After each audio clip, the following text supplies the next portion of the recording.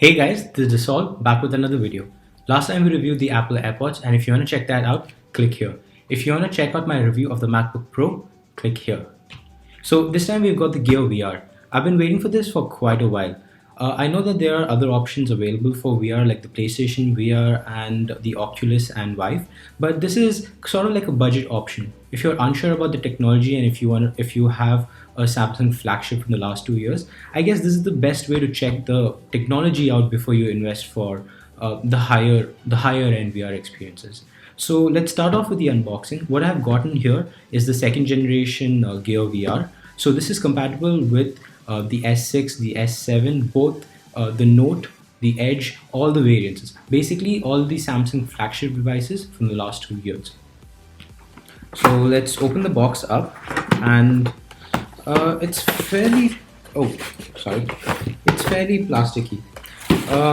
Now the packaging isn't great. We've gotten one box, the main device here, and two straps, right? So let's put all of this aside. Let's check what's in the box. So in the box we have the warranty guide, the user manual, another user manual, and what else do we have here? Yeah, this. So this is a connector, right? So there are two types of connectors that are bundled in this box. One is USB-C, the other one is a micro USB. So if you guys remember, the Note 7 had the USB-C connector. So we know how that went, so I don't think we'll be using this anytime soon. But let's check out the other. Let me just put this to the side. So the main device itself has a flap covering it. This is a hinge mechanism, and this is the connector. So you can use both the S series and the Note series in this device. So to accommodate both of them, Samsung has put this kind of slider mechanism. You just click the head and you can move forward or backward. So this is for the smaller devices, and this is for the larger devices. If you want to remove the connector head, move this tab forward to unlock and just straight pull up. If you want to exchange it with the other one, just slide it back in, lock the connector,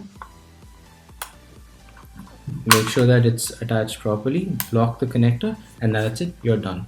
So let's check the right hand side. We have a trackpad here, and there is a small bump just so that you can know that you are touching the trackpad. There are two buttons here. One is for the home and one is for back. There are volume controls here. Now in these two buttons, the back button is slightly raised, so you can feel which buttons they are. So now let's look at the straps. So we've got Velcro here, and you have two types, this sort of T and this long one, right? So if you can feel, this is the hook and this is the attaching surface, right? So what you want to do is slide it in here with the hook surface up and strap it here, and take this, do the same on the other side.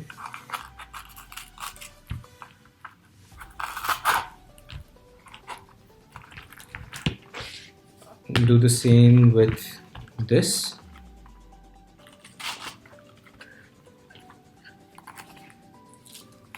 And this should attach with a sort of the soft patch here. So what you get is sort of like a T. Now this helps to keep it in place. Now on the inside, you can see that this is padded and it's quite flexible. So one problem that I have with this is the internal coating, which is sort of a cloth. Now this can soak up sweat, and it does get a bit steamy inside when you're using it. So you might want to put a piece of tissue or something else there just so that it doesn't get worn out too quickly. The installation process is very easy.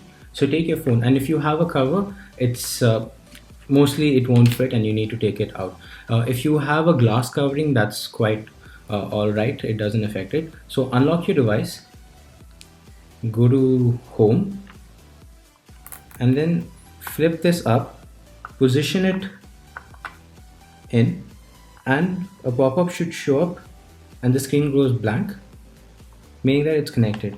Now put this slightly in, be careful, and that's it. So there is a sensor here which detects if you're close by, and if it is, it automatically starts the home page, as such. Now when you first try this out, what I'd suggest is that you remove the strap and remove both of these, hold them here and put them here, tighten the straps till they're okay, and then use the upper one to tighten. Now when you're using this, do you see this? There is a wheel here. This is for adjusting the focus. So if it looks a bit blurry, make sure that you adjust this until everything seems clear. Now one of the initial problems that I had was that I couldn't get it to focus clearly. Now I thought that it was going to get a lot clearer, but what was happening is that the resolution is not that great. So it looks like it's sort of always off focus. One other thing that you need to take into account is that now these are just lenses, right? So when you're handling them, you might have touched them. Now if they leave a smudge, make sure that you remove them beforehand. And when you're putting the device on, make sure that your head is not touching the lenses so that it's clean. Now Samsung doesn't include a cleaning cloth along with it, but you can use any optical cleaning cloth for this. Now let's get to the experience. How you navigate through the home screen or through the entire device is with your head. Now it has accelerometers, so depending on where you look, there will be a pointer that moves to that location, and to select it, you need to tap on the side. You can always go back to the home page with the home button, and if you want to go back, press the slightly raised button. Now the app selection for this is really good, and there are a lot of games that are available. You can check them out, but most of them cost cash. So you might have to spend a few bucks just to even try out some. Another place where this shines is video, and there are two options available for you: Netflix and Samsung's web browser. A lot of the websites have support for the Gear VR along with Google Cardboard, and when you're watching videos online, there are multiple display options that are available. So there might be 360, it might be 180, and the way in which the video is displayed also differs. So you might have to select the option individually. Now this is very easy. There is a play button with an eye. Move your head towards it, click it, and you can select the various different options until it's perfect. So in Netflix, you're in sort of this castle, and there is a fireplace, and above that is where the videos will be playing. It really helps to set the mood, and during holidays like Christmas or Halloween, the entire setup also changes. So when you're using this, it does get a bit steamy and a bit uncomfortable, and if you're in a hot, humid environment, fog sometimes does form inside the glass piece. Another sort of problem that there is for new beginners with this is that it might not focus properly. Now how the lens is designed is that your eye is in the same level as the lens's center. So when you're using this, you might have to move this a bit up and down just to get everything in focus. So that's why I said that first put these straps on and then adjust this so that you get the best focus. Now another major problem with this is that there are only the side controls. Now don't get me wrong, these are amazing and Samsung does a really good job of familiarizing you with them, but for games a controller is best. So if something like the Oculus's controller was available for the next iteration, it would be amazing. Now the resolution on this isn't that great either. I have a Note 5 and it's a 2K display, right? And so for each eye, you're getting 1080p. Now you're not getting the entire 1080p because they're cropping out some amount. So you're basically getting about 720p. So if you look hard enough, you can actually see the pixels. Now the rumors point out that the next generation S8 might have a 4K display, and if that is used along with this, the resolution problem will go away. It might get a bit hot at few times, but Samsung lets you know when it gets too hot so that you can take it off and let it cool off.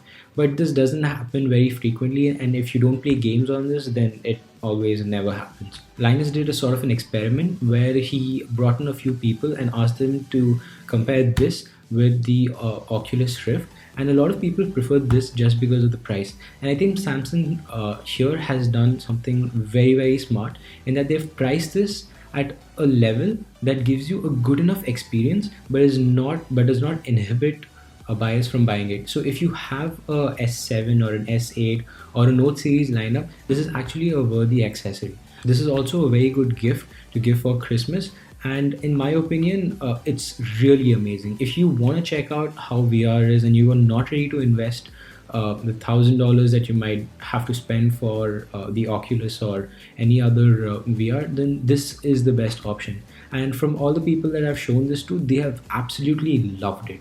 They've loved watching videos in it, and they say it's really, really immersive and they don't want to come out. Now, I would ask you to go and check this out before you buy. You can try them out at a lot of the Samsung stores, but in my opinion, this gets a thumbs up. This is Desoltech signing off until next week. Thanks for watching. Hey guys, thanks for watching the video. If you liked it, please hit the like button. If you didn't, then you know what to do. For more content like this, please subscribe. You can follow me on social media, and if you want to see the previous video that I did, click here.